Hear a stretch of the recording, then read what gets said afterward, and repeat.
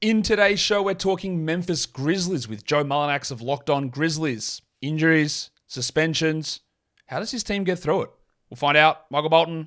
Thanks, Josh. It's Michael Bolton here, and it's time for another episode of the Locked On Fantasy Basketball Podcast. Let's get to it. Let's get to it, indeed.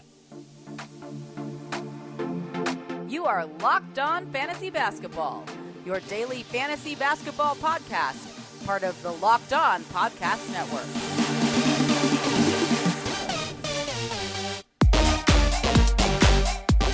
Hello and welcome to the Locked On Fantasy Basketball Podcast, brought to you by Basketball Monster. My name is Josh Lloyd and I am the lead fantasy analyst at basketballmonster.com. You can find me on Twitter as always at redrock_bball, on TikTok at redrock_bball, and on Instagram at Locked On Fantasy Basketball.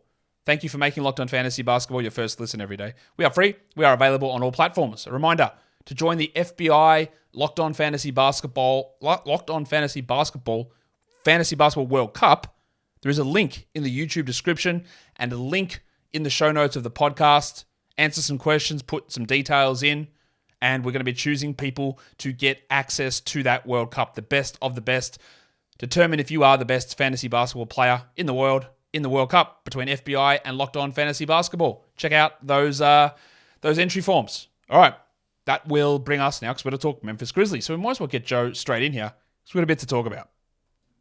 Joe, welcome back to the show. Thanks for having me, man. It's fun. It's year 2 here on Locked On. I'm very excited. I know you've been around a lot longer than that. So I have.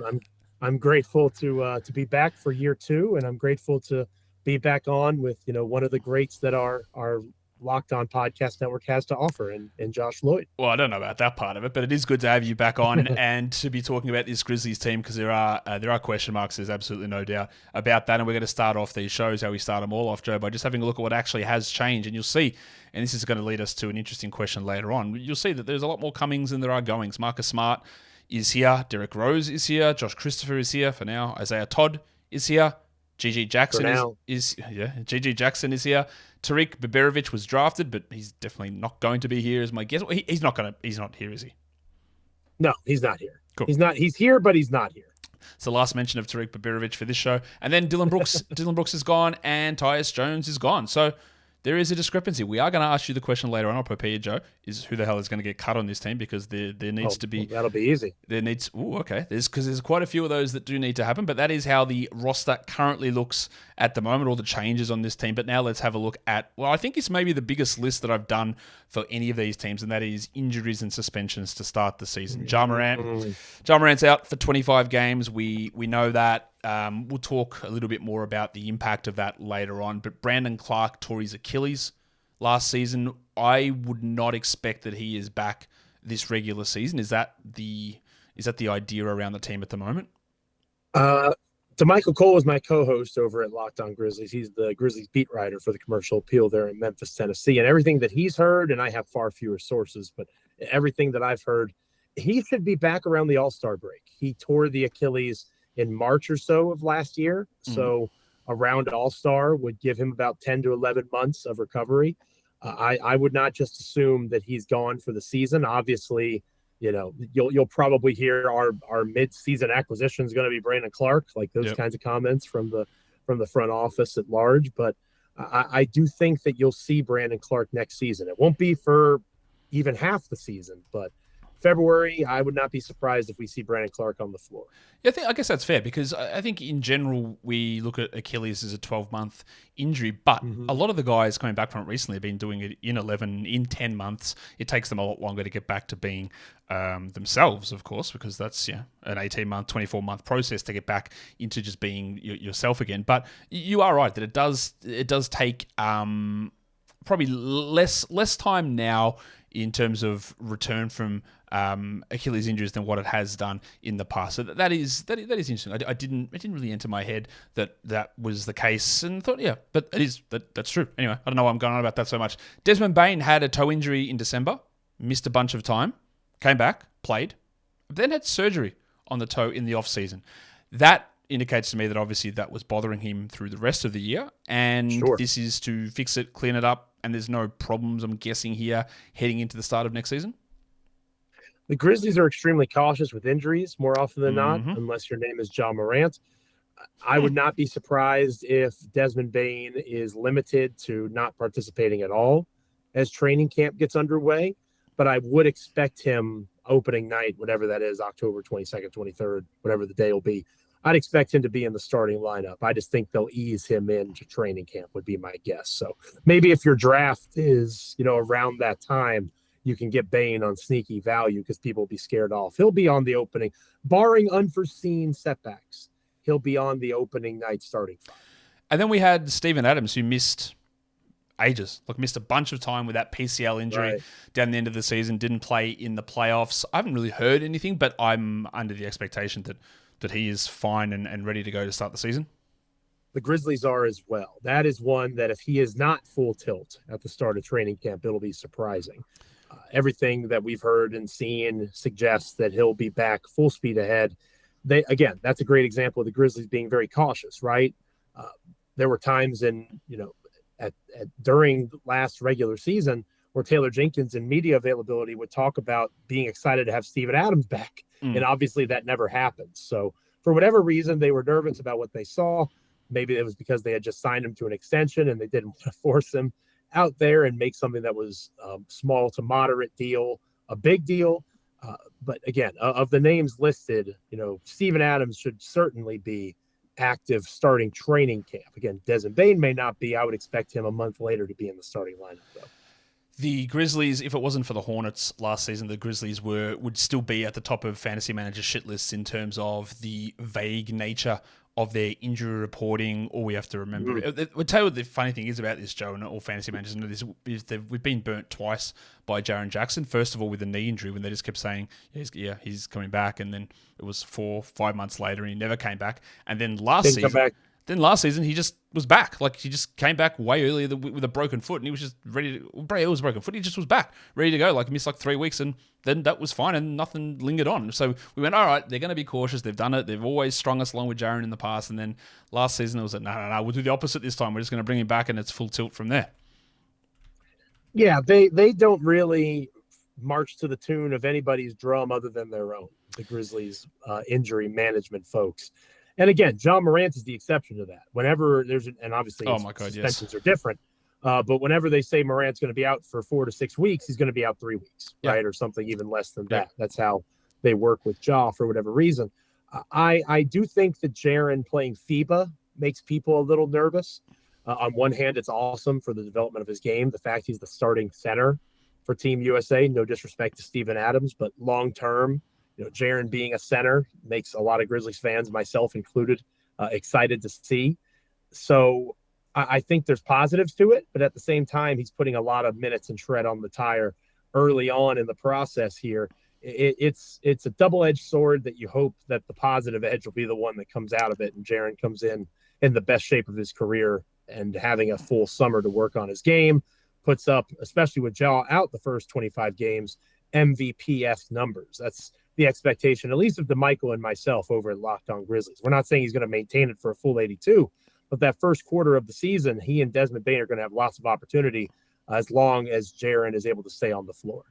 We're going to get into your projected starting lineup in a second. Before I do that, though, today's episode is brought to you by FanDuel. FanDuel Sportsbook. Football season has kicked off, and FanDuel is giving you the chance to win all season long, because right now, when you bet on a Super Bowl winner, you can get bonus bets every time they win in the regular season. Just pick any team to win the Super Bowl, and you'll get bonus bets for every victory. Now, Joe, you don't get bonus bets for your team having the best retro uniforms, so I'd be probably avoiding the Tennessee Titans in terms to get these bonus bets, but there are other teams across the NFL who are going to win a lot of regular season games, and they're the ones you target because they're going to get you those bonus bets. And then you can use those bonus bets on the Titans for spreads or money lines or player props or over-unders or whatever it is. FanDuel will give you all those bonus bets for every victory that your Super Bowl winner gets throughout the season. So visit FanDuel.com/lockedon and start earning bonus bets with America's #1 sportsbook. That's FanDuel.com/lockedon. And don't forget to gamble responsibly.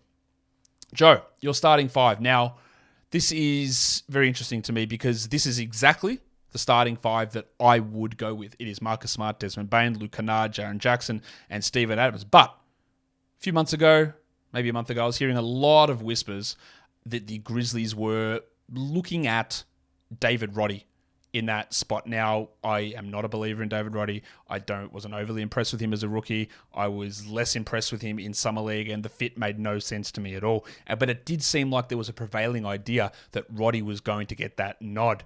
Do you think that sort of mentality, or was I misreading that like 5-6 weeks ago, even longer ago, that Roddy was in the prime position? Or do you think that there's a little bit more of, like that, the struggles that we saw from him through Summer League, and maybe we just actually need some shooting out there to help space his floor out? I would prefer to see Luke Kennard in the starting five for the reason you just outlined, spacing, right? Like Marcus Smart is a better three-point shooter in the postseason than he is in the regular season. The numbers back that up. Your eyes back that up. Marcus Smart was brought in to be an April, May, June basketball player. They don't need him to be this dominant force in the regular season. But they do need him to run the point guard while Ja Morant is out. So I do see Marcus and Bane splitting that role. Luke Kennard starting, to me, maximizes the potential of Bane and Jaren to begin games, getting into a rhythm offensively because of the spacing that Kennard provides. But to your point, David Roddy being the starter would not be surprising at all because of the options available. Roddy is the one who seems to fit the mold defensively that head coach Taylor Jenkins really values. He's versatile. He can do a variety of things. He can play the three. He can play the four. He's switchable. He has a game that is not attractive at all to fantasy basketball managers. Like, I understand the disdain for him in that regard completely and totally, but he really does have kind of like John Conchar, right? Like John Conchar is probably not a fan of fantasy basketball. No, he is. Either. No, he's an awesome fantasy basketball player, John Conchar. Oh, well, there you go. Yeah. Okay. Well, because he rebounds on the wing. He rebounds. He gets big steal numbers. He blocks shots out of position. He's an awesome fantasy basketball. Roddy, in theory, is going to be that, at least in the eyes of Taylor Jenkins, right? Like someone that can defend, that can rebound, that can do a variety of things that help winning without scoring. And the theory behind that is sound in terms of, I love the idea of Luke Kennard, the sixth man, because concerns about Luke Kennard's defense are fair. I think they're a bit overblown, but he's never going to be an elite defender or even a plus defender. He'll be a neutral defender at best, and that's probably being optimistic. So you negate that defensive issue with him playing against reserves a majority of the time. So that would be my preference. And if it's not Kennard starting, maybe it's Roddy. Jake LaRavia is one who brings three-point shooting. Potentially, he has a beautiful shooting stroke. We haven't seen it manifest in percentages consistently enough. Zaire Williams is one who has had some bad luck with injuries himself over the last year or so. He was supposed to be that guy. Going into last season, that was going to see a real increase in role and what he was going to be asked to do. The Grizzlies have bodies, and I think that's one of the reasons they went with a Marcus Smart as opposed to going all in on an OG Anunoby. Mikal Bridges wasn't actually available, but the idea of them going all in for a Mikal Bridges, they chose a Marcus Smart for another reason in terms of team maturity, team chemistry, the competitiveness of the postseason that Memphis is lacking. You watch that game 6 against the Lakers. They need Marcus Smart very badly. The Memphis Grizzlies do. That doesn't happen if Marcus Smart is on the roster several months ago. Maybe the Lakers still win the series, but the Grizzlies don't go out the way they did. I think that they chose that route and they thought, we have Roddy, we have LaRavia, we have Williams. One of these guys surely is going to be a decent player and be able to fill that void. So if it's not Kennard, I would imagine one of the three names, Roddy, as you just mentioned, LaRavia or Williams. It'll be one of those guys. Or hell, maybe it'll be Conchar because Taylor Jenkins loves him too. But the point is they have options if they want to explore them. They do. They do have options. Look, I'm just not a David Roddy guy. Like I just don't know what he brings. I don't know what his position is. I don't know what he brings offensively. I don't think he's that good defensively. And also, when you've got Marcus Smart, Jaren Jackson, and Steven Adams in the starting lineup, don't think you really need to prioritize defense that much, to be fair. Like, those other guys are going to get it covered, and having a guy who's a 30% three-point shooter who can't create off the dribble or pass in David Roddy doesn't make a ton of sense when those other guys are out there. But hey, there are a lot of options there. I would have LaRavia over Roddy personally. I think LaRavia can do a lot more things, but it is going to be something that is interesting for us to watch. And I guess you're in a similar mindset, because I asked you for a rotation here. We're not including Ja Morant in this group because he's not going to be there the first 25 games of the season. Right. But as a bench group, we've got Derrick Rose, Io Williams, Laravia, Aldama, and Tillman, and there's no spot for Roddy in that group. Now, he's going to mix and match, and he's going to come in to these areas, but they've got this weird, there's not even a John Conchar in that mix either. There's a weird bunch of guys in that second unit that, like, Williams might get hurt, he might not succeed. Laravia similarly. There's just a bunch of guys they can move back and in and out of rotations. They've got a lot of these guys who I don't know that they profile to be these awesome level starters, but they're all rotation caliber players. I think so. And I think, Santi Aldama jumps out for me as the biggest one. He just scored 14 points for Team Spain against Team USA, looked good scoring the ball on all three levels, helped Spain have the lead briefly until his teammate Jaren Jackson Jr. finished on him with an and one, and Team Spain never had the lead again. I think Santi Aldama and Luke Kennard together, again, make a lot of sense in terms of their ability to space the floor and score. Defensively, there's concerns, and that's why Aldama definitely makes sense as a reserve at this stage of his career. I like Roddy. I think that he does a lot. He's definitely a jack of all trades, master of none. I see him as a piece, kind of like Conchar, a break in case of emergency. But if the issue of the Memphis Grizzlies stopping them from being an NBA Finals contender, because they've been the 2 seed in the Western Conference the last 2 seasons, outside of injuries and Ja Morant doing stupid stuff off the floor, the thing that is holding them back is half-court offense. How do you manufacture half-court offense? Well, in the absence of elite playmaking or elite isolation scoring, right? Kevin Durant's not walking through that door. Devin Booker, those guys, they reside in Phoenix. They're not in Memphis. Jamal Murray, Nikola Jokic, I could go on and on. In the absence of that, you have to have spacing to provide opportunity for guys that could be of that ilk, like Ja Morant, and to a lesser extent, Desmond Bane and Jaren Jackson Jr., to work. So I am of the mind with my rotation, as much shooting as I can possibly get. I think Xavier Tillman Sr. had a really strong playoff run against the Lakers. He was able to defend LeBron James better than Dylan Brooks did. I'm fine with Tillman getting 14 minutes or so at center. He'll grab 3 or 4 or 5 rebounds a game even. But again, I think my rotation errs on the side of upside, right? How are you going to get as much scoring as possible in your limited minutes with your reserves? And Taylor Jenkins rarely plays true full second units, right? So these guys will mix and mash. Derrick Rose will probably play alongside Desmond Bane. You'll probably see Jaren Jackson Jr. next to both Aldama and Tillman. You will probably rarely see Aldama and Tillman together. You'll definitely never see Tillman and Adams together because there's so much issues with spacing with that. I think that it's important to keep that in mind as well. They're going to be 1.5s. It's not going to be 1s and 2s when they actually have the lineups out on the floor. I don't know how much Derrick Rose you watched last season. Do you think he was terrible? Yeah, as I say, do you think he's washed? Like they need him when Ja is out, but I think when Ja is back, that he's just not going to play. So he's sort of just there. He's needed the first 25 games, and when the inevitable ankle sprain happens later on in the season, like, he's going to be needed, but that he's just not going to be a guy they can rely upon. And or do you think, more to the point, that even without Ja, there is a chance that they just don't use him, and then they try and stagger Smart and Bane to be the primary initiators, and then you get guys like Laravia handling a little bit, and maybe even a little bit of Zaire Williams, or even Luke Kennard on that second unit who can handle the ball? Because I'm not sure where Rose is at the moment.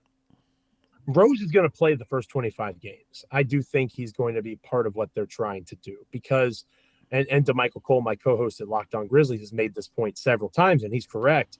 When you look at the Grizzlies roster, they don't have a ton of playmaking combo type guards, right? Like, that's not something they have a lot of wings, they have a lot of bigs, but the fact that they went for Marcus Smart, maybe in hindsight shouldn't have been as surprising as it is, because he is exactly what the team needed in terms of being a combo guard. And he checks the box of being an elite, at least in theory, perimeter defender as well, to replace Dylan Brooks, right? Two birds, one stone. Derrick Rose is going to play because they don't trust Zaire Williams to be that primary creator of offense, maybe secondary or tertiary, but they still need someone to initiate. Marcus Smart does not thrive in that role. I doubt that you see him being a true point guard. I would argue from watching the Celtics a little bit. Obviously, I didn't watch the Celtics nearly as much as I watched the Grizzlies. But from when I watched the Celtics, people talked about Smart taking a step back. He was asked to be a true point guard more this past season than he had ever been asked before, at least to my eye. And he's not that, right? He's kind of like a souped up version of DeAnthony Melton, where he's a good undersized combo guard. And I think that Memphis is going to do their best to utilize him in that way. So I think Smart and Bane will split point guard duties. And then when Derrick Rose is out there, he's more of that traditional one. Smart, Bane, whoever it is next to him can be more of that too. But like I said, even in the backcourt, it's going to be more 1.5 than it is ones and twos as long as Morant is suspended. I don't think there's much debate about this, but when Morant is back, Smart will just move across and start next to Bane. I'm guessing in more of the Dylan Brooks role. I don't see there being much debate about that. I think that you can make an argument, again, if we're talking about half-court offense, how much does Smart help you there? I know there's a concern about him being undersized as a guard, playing that traditional three. Yeah, but I agree with you. He's I'm 6'4" and he's strong though. So I don't know. Yeah. Look, he can guard up. Like I don't. How tall is Dylan Brooks? They're about the same size, aren't they? Dylan Brooks is about 6'7". Brooks is a bigger 7. player. Jesus Christ! Well, I'm way off on that. What the hell? Okay. Yeah, he's a bigger and he's longer. He's just a thicker kind of guy. But I agree with you in terms of the way Marcus Smart plays basketball. Yeah, it's kind of tacky to do this. It reminds us of Tony Allen, right? Tony Allen, the elite defender, first team all defense, the heart and soul of the grit and grind era. Obviously, they're not exactly the same in a variety of ways, but they both went to Oklahoma State. They both were 6'4", and they both were elite defensive players. So I do see connection there, and TA was able to play the three. That's not necessarily a major concern. He defended Kobe Bryant. He defended Kevin Durant, made those guys miserable.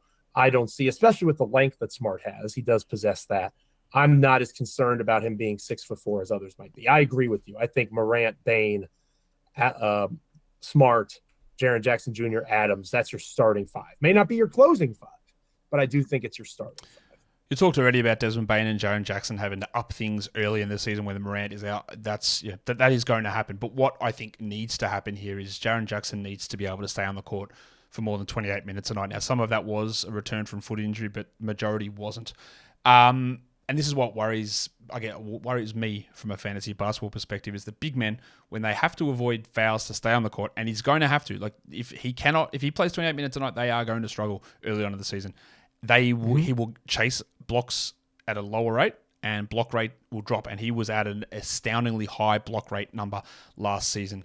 How do you see this this ongoing annual chase from Jaren Jackson to avoid foul trouble? There is no way around it this year. He's gotten better the last couple of years. So I think for the first time in the show, I'll disagree with you a little bit. I'm not as concerned about that as perhaps you are. Okay. I do think that, again, you have to see the whole NBA, right? You watch all sorts of different teams. If you watch, there were times where Jaren was not in foul trouble at all, and the Grizzlies just kept him at 30 minutes. Like they just sat it. That's true. They did not play him. If there was a minutes requirement, obviously there's now the 65 games for awards that Jaren would not have qualified for if that was in place last year for his Defensive Player of the Year. The Grizzlies marched to the tune of their own drum, man, the beat of their own drum. There were games. You're right that he did have foul trouble at times. I'm not saying that doesn't exist. My point is that he has improved in that area. And there were also games where, okay, Jaren's at 30 minutes, he's done. And because of the depth of the front court, this was before Brandon Clark got injured and all those sorts of things. Because of the depth of the front court, it didn't hurt Memphis. And a lot of times the Grizzlies were winning by 10, 12 points. It wasn't as significant a loss. So I do think that context is necessary. Are they going to have that manner of brevity? Are they going to have that level of space to work with Ja out? No. And I do think it's going to be interesting to watch. Preseason, maybe he doesn't do as much because of FIBA. I would imagine there'll be some times he just doesn't play as a healthy scratch. But at the same time, come opening night, that's a guy, you're right. He has to be on the floor more consistently than he was this past season. A couple of things there. Jaren's foul rate was 6 per 100 possessions the year before. It was 5.9 last season. So you're right. It did drop. 6 down to 5.9. But his percentage of time in foul trouble, according to Basketball Index, was 10.74 last season versus 9.5 the year before. So that actually went up. But you are right. They did keep his minutes down at times, injury-related or other reasons, and they need to be able to jump that. But one thing I think I beg, again, fantasy people to look at is that he blocked 4.9 shots per 100 possessions, which is an insane number last season. But, Joe, and maybe you can shed some light on this, over the final 25 games of last season, that went back to the same number that it was the year before, 3.9 per 100 possessions. So he blocked millions of shots, hyperbole, like at the start of the season. And then over the second half of the year, he went back to being very good, but not unbelievable stat-breaking levels. What sort of changed towards that second half of the season where like that's a non-insignificant number. It's 5 down to 4. It's a 20% decrease in block numbers over the final 25 games of the season, which is a little under half of his year. Was there anything noticeable that changed there? Why those numbers dropped down? Yeah, the entire dynamic of the Memphis Grizzlies, right? Ja Morant's issues happened in March, and that last month and a half of the season, Jaren had to be the guy. You mentioned Desmond Bane still dealing with the toe injury through that time. Jaren took up a lot of the offensive load. And because of that, you can't be the best defensive player on the planet and the best offensive player for your team. You're a human being, right? We forget that. Even though Jaren Jackson Jr. is 6'2" or 6'11", 6'11", 245 pounds, runs like a deer, all the elite athleticism he possesses, he's still a human, right? He's not able to be everything. So some of his defensive acumen drops as his offense. I mean, look at his offensive numbers, I would argue, the last 6 weeks of the regular season. He put up MVP caliber, maybe a tier below production on the offensive end, especially for bigs. So I do believe that a major reason why you see that block rate drop is because his offensive numbers improved and became more of a focal point in the Grizzlies offense than he was when Morant was on the floor. Which is a great corollary to what's going to happen this season, because those things are going to have to happen. He has to stay on the court and he has to focus more offensively. And while I talked about that drop from 4.9 to 3.9 blocks per 100 possessions, his field goal attempts went from 21 to 23. And that's obviously just taking on a larger offensive load, which is exactly how at least the first 25 games of this season are going to have to go. So if you're expecting, I believe, you're expecting the same block output from Jaren Jackson this season, there are numerous indicators and evidence from last season that will suggest that maybe we don't need to look at it at that exact level. Joe, this is a team that is very good. The second seed in the Western Conference last season, but an absolutely ridiculous amount of players who are aged under the age of 23. David Roddy's 22, Aldama's 22, Laravia 21, Williams 21, that's Zaire Williams, Vince Williams 21, Kenny Lofton 21, GG Jackson still 18, Joshie Christopher 21, Isaiah Todd 21. This is a very, very young team in the second unit, and I'm probably not going to talk about him again, so I want to talk about him now. There are plenty of people who are Grizzlies fans. I know this because you fight with them all the time. There are plenty of people. There are plenty of people in fantasy who saw what this guy did, and that they love the highlights of a big guy chucking his ass around it and putting in shots. Kenneth Lofton Jr. put up 40 points in that last game of the regular season, and they're going to be like, why don't they give him a shot? So, Joe, you are the number one Grizzlies hater of Kenneth Lofton Jr. I'm going to get you a T-shirt to have that on. Why? What is the disconnect between the fun of Kenneth Lofton and where he fits as a real NBA player at the moment? Gosh, I first off, that was hilarious, but I try to not be a Kenneth Lofton Jr. hater. You're being realistic. You're being realistic. I understand right. that. Yeah. It's an acknowledgement of NBA basketball, right? Now, if you want to compare if you want to compare Kenneth Lofton Jr. to Xavier Tillman Sr., they have similar frames. And if you think that Kenneth Lofton Jr. can make a leap defensively to take minutes away from Tillman, maybe then I'll take you a little more seriously. But there's people that argue for Kenneth Lofton Jr. in front of Santi Aldama.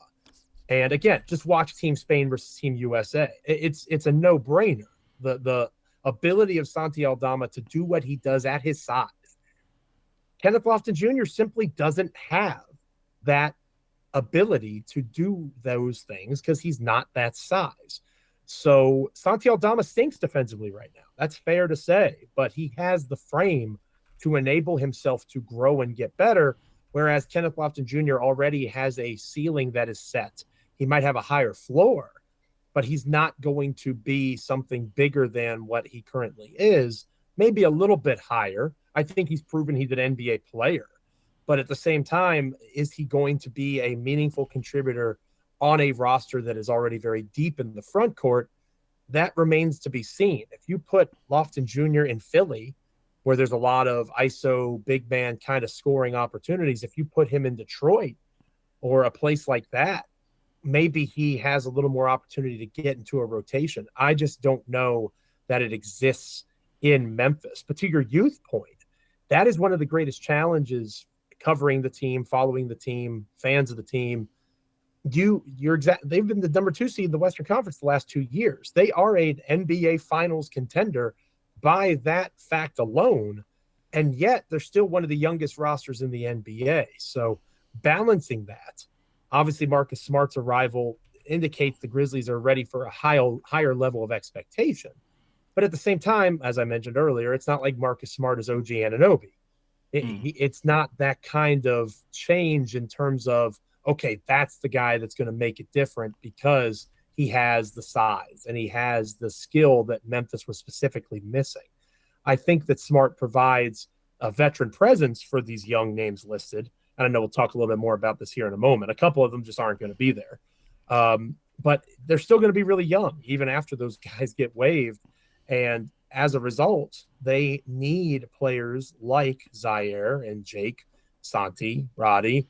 All those guys need to step up. Kenny Lofton Jr. is going to be one of those guys who continues to do so in an end of rotation way. And that doesn't make him a bad basketball player. It just is the reality of the 2 seed in the Western Conference, not needing an undersized big that can't defend consistently to give them consistent minutes. Agree. Quickly, why hasn't Gigi Jackson signed yet? Or has he, missed it? Because he hasn't yet. I think that Memphis is looking for him to be a 2-way contract. That's what all of the buzz is coming from the franchise. They just don't want to lock into that until they see how the roster shakes out, all those sorts of things. They want to keep that spot open. I think Gigi's going to be signed one way or another. Obviously, there's shoes that need to fall with the Damian Lillard trade. Philly is saying that James Harden's not getting traded, or at least not by training camp. How real is that? The Grizzlies have a lot of tradable contracts. They still have all of their own first-round picks. There's a lot of potential for Memphis to be a third-team facilitator. That's kind of my tinfoil hat theory, that they're just waiting to see all these shoes fall before. I would imagine the most likely outcome is Gigi Jackson will be that third 2-way contract. Yeah, you got Jacob Gilead and Vince Williams is the 2-way guy there. Correct. Now we've teased this, and I don't think it's that exciting of a tease because who cares? But who are the likely guys to be cut? They've got to cut 2 guys off this roster. There's 20 players here. There's 3 2-ways, including Gigi as the third 2-way. So who are the 2 guys that are going to be cut on this team? Todd and Christopher. It's very easy. I think they'll be there for training camp. They'll be given plenty of ample opportunity, especially if Bane is limited to start in the case of Christopher, to show that they're NBA players still.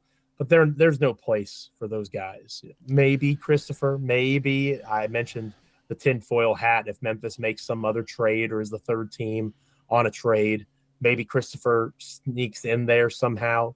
I would imagine the 2, again, the most likely scenario is that it'll just be Christopher and Todd. They're there for the remainder of training camp, and then they get cut. I think there's absolutely no doubt that Isaiah Todd is getting cut. I don't think he's any good at all. The Christopher one is interesting to me because I actually think he can be a useful player. And you talked already that they've got these bigs and they've got some wings, but they don't have a huge amount of guards. And I think he could be. Look, I know they won't because I just don't. They won't. But I would prefer him over Kenneth Lofton. Honestly, I just think there's more of an upside of a shot creating guard wing player. I think that's more useful than a 6'7" center only who can't defend. I wouldn't be so quick to write off Josh Christopher, but I do agree that is. I think that is what they're going to do. That is just not the way that I would look at it. Sure, I agree with you as the resident Kenneth Lofton Jr. hater. Apparently, I support your take. I just don't see them getting rid of a player. And it's important to understand the Twitter or X, whatever the hell it's called now. That's not reality, no, right? A broader scope of Grizzlies fandom doesn't care if Christopher or Lofton Jr. is on the roster, there would be a lot of blowback if they waived Lofton Jr. for Christopher. So while it would make basketball sense in your mind and mine, I think Lofton Jr. is probably around. And in fairness to the Grizzlies, as long as Brandon Clark is out, they do need a big that they can break glass in case of emergency. And Lofton Jr. can be that for sure. Yeah, I get that part of it, and having the uncertainty, I guess, around where Steven Adams is at with his health and his say slightly advancing age. He's not that old, but he just turned 30 and coming off a knee injury. There are, and obviously Jaren Jackson, not particularly the most reliable health guy. Who is a breakout candidate on this team? LaRavia. We talked about him a little bit earlier. I think Jake LaRavia is going to be given opportunity. He has a great frame, 6'8". He reminds us of Mike Miller a little bit. Again, we get lazy with the Grizzlies comps, but I do think he has a beautiful shooting stroke. He's going to have an opportunity to show how he can score at all three levels. He showed that at the G League last year. It has to be consistent, right? There has to be consistency in that regard, and he hasn't had that except for the G League. Obviously, the NBA is a step up from that. But when you look at the skill set potential, I think the answer pretty clearly, in my opinion, is Jake LaRavia. Yeah, look, I really liked LaRavia coming out of the draft. He struggled a little bit last season, but the things are still there. The passing, there's some defense, there's some shooting, there's some offensive ability. I am really excited to see where he goes, and I hope that's the case. But what about on the other side? What about a regression candidate? You mentioned Jaren Jackson Jr.'s blocks, and that was actually going to be one of the things I talked about. So I'll step back from that a bit. I think that you'll see regression in the form of overall defensive transition creativity, if that makes sense. And let me try to explain that a little bit more. I'm copping out a little bit in terms of a player in particular. That's okay. Without Ja Morant, the team cannot do what they've done in the past. Marcus Smart is not that type of player consistently. They're going to have to find ways to produce in different ways. And while I think Smart and Jaren will continue to be pretty elite in those areas, that's not something that Desmond Bane, especially with an increased offensive load, is going to be able to do consistently. That's not Luke Kennard's game. Maybe to an extent it's LaRavia's. It's not Derrick Rose's game at this point of his career. I think that you're going to see them score in a way that they haven't done so the last couple of years, and maybe in the long term that'll be good for their growth. But I think you'll see them regress in terms of any category that impacts them in transition as a scorer. Hopefully that means better half-court scoring. But if I had to pick an individual player, I would say that it's unlikely, as I mentioned a moment ago, Jaren maintains that defensive pace. And it's because he's going to be asked to do so much more the first 25 games of the season on the offensive end. I would be stunned if Jaren Jackson maintains that level of block rate for this entire season. I think there is no way that happens, and I've said that to people on my show so many times. Like, when someone puts out absolute outlier numbers, there's only one way to go. And with all those other factors involved in that, it is going to have to drop. I don't think there's any doubt about that. Who's the most likely player to be traded on this team? I don't know how excited you'll be about this. I think it's Steven Adams. And I don't know that I'm excited about that. I want to stress that. But if you look at the Grizzlies contract, again, they have several contracts. Luke Kennard makes sense because it's not a fully guaranteed contract last year of the deal. So if somebody wants to cut money, Kennard would be an easy way to do it. You can make arguments for Brandon Clark if he's healthy. Even if he's healthy, to our point that we were talking about earlier, yeah, you can recover faster from an Achilles tear. But his game, so much of it is about his leaping ability and his ability to leap again consistently and quickly. That's very much Achilles based. So maybe he's not quite the same player he was before. There's numerous names we could say here. I think Adams, because of Jaren starting at the 5 for FIBA, if he is able to be that is the long-term play, right? That is the end game for the Grizzlies, and their final form with Ja Morant, Desmond Bane, is Jaren at the 5. How soon they get there is the question. And I do think that this FIBA tournament coming up is going to be a great measuring stick for that. I think and believe in what Steven Adams does. He is so good at helping win basketball games in every way other than scoring, which is extremely valuable. But how does he fit in the long grand scheme with Jaren being in that spot? Xavier Tillman's going to be up for a contract extension. You can't pay all of these bigs, right? It doesn't make sense to, Because of that, I think Steven Adams is the answer, although that makes me a little bit squeamish to say. Yeah, I can see it because, again, Jaren probably does need to be a centre long term, and maybe Adams could transit. He's not getting paid a huge amount as he is a backup. That money is totally fine. Sure. But yeah, look, it depends what sort of other areas you're trying to upgrade. All right, this team was 51-31 last season. Joe, they had their third best net rating in the NBA at +5. Their FanDuel over under wins are set lower, 46.5. That is a 4.5 win drop off. You're gone 49-33. I've gone all the way down to 45-37. Now, I am well aware that this team's record without Ja Morant has been fantastic. But they are also without Tyus Jones. And they are also without Dillon Brooks. And they're also without Brandon Clark. And a lot of those guys, despite the shit that Dillon Brooks gets, rightfully so offensively, defensively is really good. And he does impact winning. And Brandon Clark has been a very good advanced stat sort of a player. And Tyus Jones is one of the best ever assisted turnover point guards in the NBA. So I have dinged them for all of those things. And if someone like Jaren Jackson does get hurt early in the season, well, they're in real trouble and they are behind the 8 ball. So I have dropped them down pretty considerably there. You haven't dinged them a huge amount. Is that because of the track record of being able to survive games without Morant? No, I think that you make fair points there. I'll make some counterpoints. Tyus Jones was the best substitute teacher point guard in the NBA. He was not the best backup point guard in the NBA. Tyus put up very strong numbers as a starter last season. As a reserve, he was pedestrian at best, below average in terms of actually being a backup to Ja Morant. So I think that they're going to improve in that area because of Marcus Smart. To be honest with you, because of Derrick Rose. I don't think they're going to ask Rose to do too much. I think Tyus really was not good in that reserve role. He wasn't bought into it. He deserves a chance to be a true starter in the NBA. I'm glad he's getting it in Washington. It didn't make sense for him to be with the Grizzlies long term. It just didn't. Dillon Brooks was god-awful offensively. Terrible. And I think that you'll see the Grizzlies offense get better just without him being there. There were so many times that Dillon would go rogue, pull up threes in transition, dribble, get to the elbow, shoot a shot that you don't see anybody else on the Memphis Grizzlies take. But Dillon Brooks took it. And you dealt with it because of what Dillon brought defensively. But now you have Marcus Smart. And not only is Marcus Smart at worst comparable, if you want to say Dillon is better than Smart at this stage, I'll listen to that argument. Smart is a better shot thinker. Yep. If that makes sense. He will take better shots. He will make smarter shots, pun intended. And I think that you'll see the Grizzlies offense improve because Dillon Brooks is not there. Brandon Clark's absence is significant. I agree with you on that.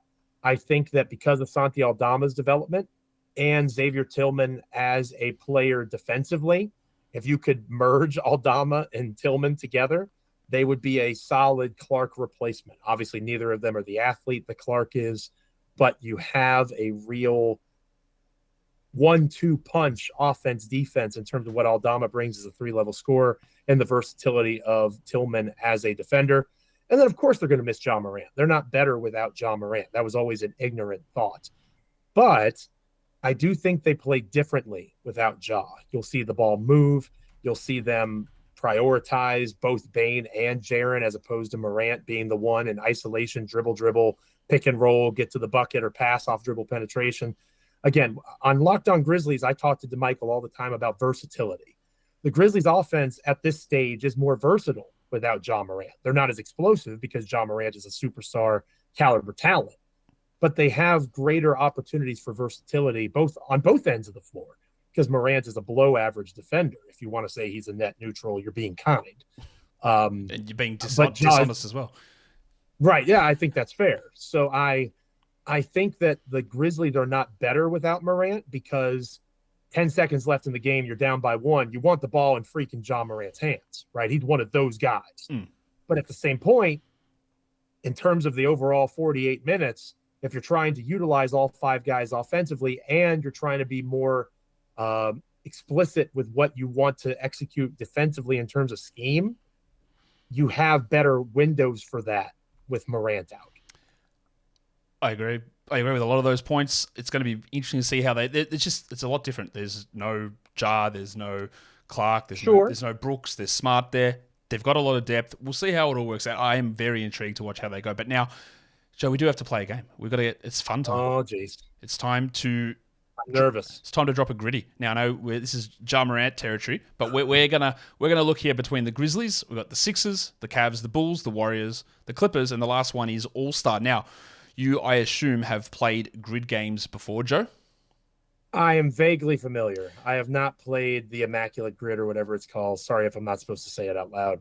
You can edit that out. No, you can say that. I know what it is. Okay. So I'm able to play the game to an extent. All right. So in that game, you get like these rarity scores depending on how many other people have chosen your particular player, but it's only you playing here, Joe. So we don't have that scoring system. We have a different one.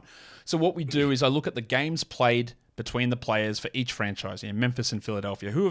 How many games do they play? And then I choose the lower of those two numbers. So if they played 400 for the Grizzlies and 3 for the Sixers, the 3 is what counts. And then I take all of those low game played numbers and scale them between 0 and 100. You want to get the lowest score possible. So you want to find someone who randomly played one game for Memphis but was known as a Sixers legend or whatever it is. And we're going to scale those numbers. And when we get to the All-Star, it's players who made the All-Star game while they were a member of the Memphis Grizzlies. And then we're scaling that based on career games played for Memphis. All right, we got that? Okay. So career games played for Memphis is the focus. For the All-Star, for the other ones, it's just lowest career games played for either franchise. Okay. We want the lowest number possible. Okay. Well, I appreciate the hint that you dropped in the first one. That'll be very easy for the first one. I'll go Allen Iverson for the first block there. All right, that wasn't even the hint that I was attempting to drop on that one, but Allen Iverson is an excellent answer because Allen Iverson played 722 games for the Philadelphia 76ers. Do you know how many he played for the Memphis Grizzlies, Joe? It was before my time as a Grizzlies fan, but I want to say 0. No, Wasn't it something low? There was not 0, but it was low. He played 3 games. That gives you a score of 1.64. The best answer you could have gotten for that one was Seth Curry, who played 1 game for the Grizzlies at some point. I've got no idea when. The highest games played guys here would have been George Lynch, Mo Spates, DeAnthony Melton. They were the highest score ones, so glad you avoided those guys. All right, which square do you want to go to next? Let's go to the Warriors one because that'll be an easy one. Iguodala, Andre Iguodala.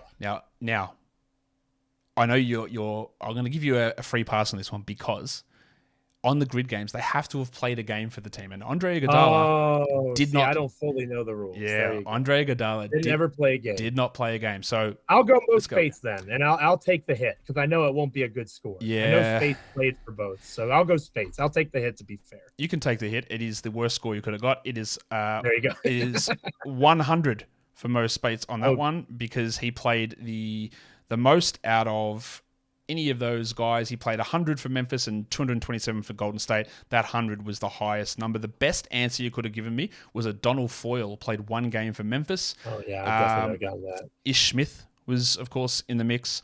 What about Ish Smith would have been good. What about Memphis and trade misreporting legend Marshawn Brooks, who played 7 games for the Warriors? Ooh, that's a good one, too. That would have been a good one. All right, where are we going to go next? I'll go with the Cavaliers and go Danny Green. Oh, Danny Green. All right, Cavs and Danny Green.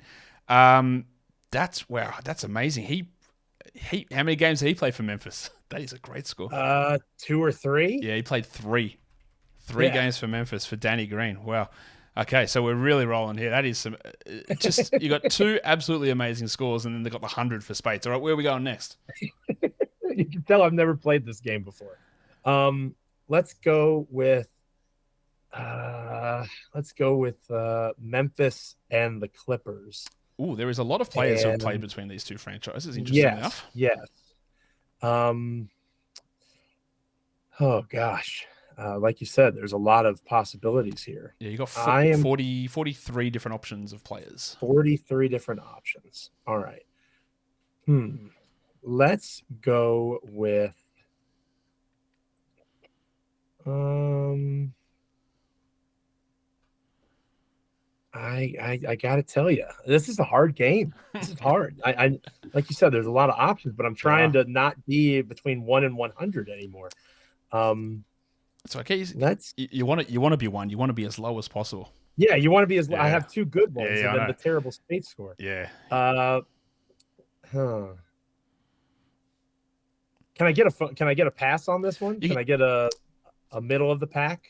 You can, if you pass, you get a full 100. So have a think about it. We can come back to it if you want. Let's come back to that. All right. What's Grizzlies an All-Star? It means they've got to have made the All-Star game while being a member of the Memphis Grizzlies, and then we're grading that based on career games played. Now, I'll give you a hint. There are 5 players who have made an All-Star game while playing for the Grizzlies in Grizzlies franchise history, extending back to Vancouver. There are 5 players only, and you want to find the one of those 5. They're all very popular names.